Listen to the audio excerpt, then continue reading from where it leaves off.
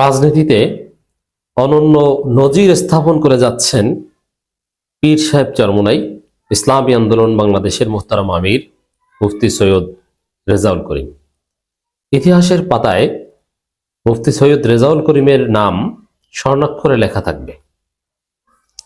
তিনি একটা দলের প্রধান এবং সেই দলটা বাংলাদেশে এখন in terms of popular support third largest political party, though in terms of importance to the government and to the actors national and international, fourth important political party, but in terms of popular support they are third.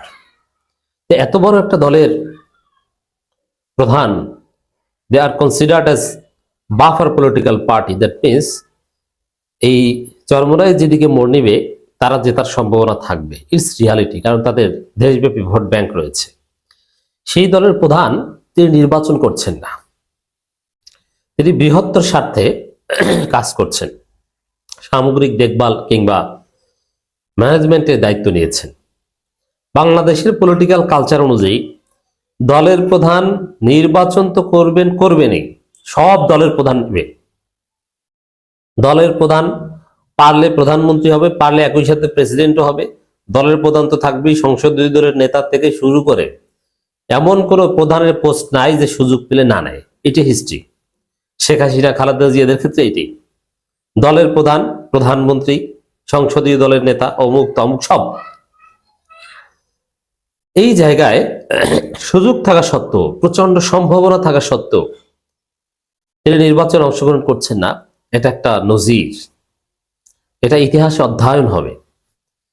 আমি তো মনে করি পীর সাহেব চরমোনাই অধ্যাপক গোলাম আজমদের কাতারে পড়লেন।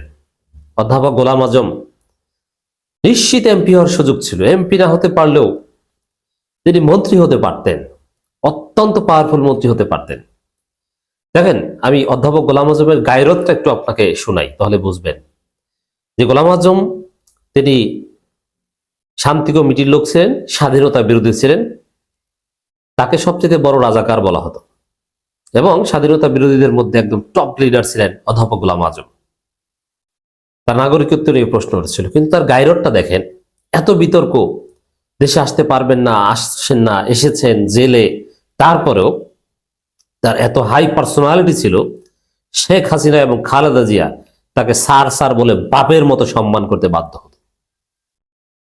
অধ্যাপক গোলাম আজমের পায়ের কাছে যে বসে থাকতো বিএনপি এবং আওয়ামী লীগের সিনিয়র নেতারা।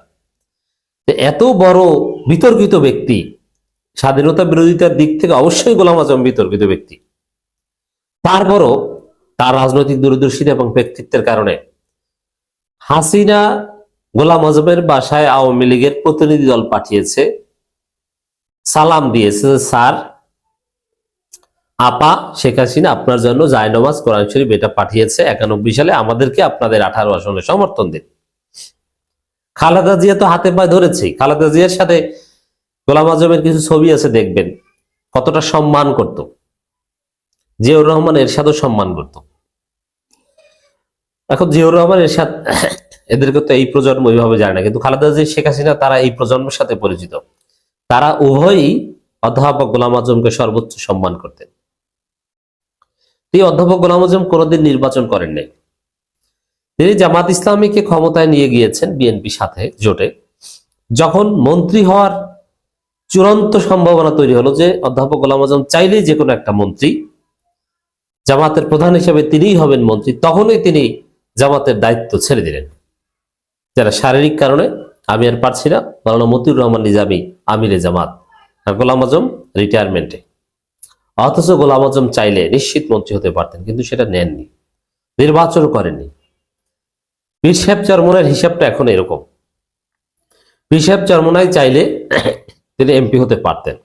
যেমন বরিশাল 5 আসনের কথা যদি বলি, আমার মনে হয় না যে ফয়জুল করিম এমপি হতে পারবেন। ফয়জুল করিম চরম বিতর্কিত এবং অনেকেই তাকে ভোট দিতে আগ্রহ বোধ করবে না। তার মধ্যে সেরকম গায়রত নেই, ফয়জুল করিমের কথাবার্তার মধ্যে শালীনতার অভাব আছে, বা পলিটিশিয়ান সুলভ কোনো ক্যারেক্টার ফয়জুল করিমের মধ্যে নেই। চরমোনাইয়ের মুরিদরা বা তাদের লোকজন ফয়জুল করিমকে তেল দেয়, দ্যাটস ডিফারেন্ট। বাট রিয়ালিটি হচ্ছে মুফতি ফয়জুল করিমের মধ্যে পলিটিক্যাল কোয়ালিটি নেই, যেটা জনাব মুফতি রেজাউল করিমের মধ্যে আছে। রেজাউল করিম সাহেব যদি বরিশাল 5 আসনও নির্বাচন করতেন তিনি নিশ্চিত বিজয়ী হতেন। আর তিনি নির্বাচন করেন বা না করেন, জামাত ক্ষমতায় আসবে এটা আমরা দেখতে পাচ্ছি। তখন বড় কোনো মন্ত্রণালয় পাওয়া এটা রেজাউল করিম সাহেবের ক্ষেত্রে একদম সহজ।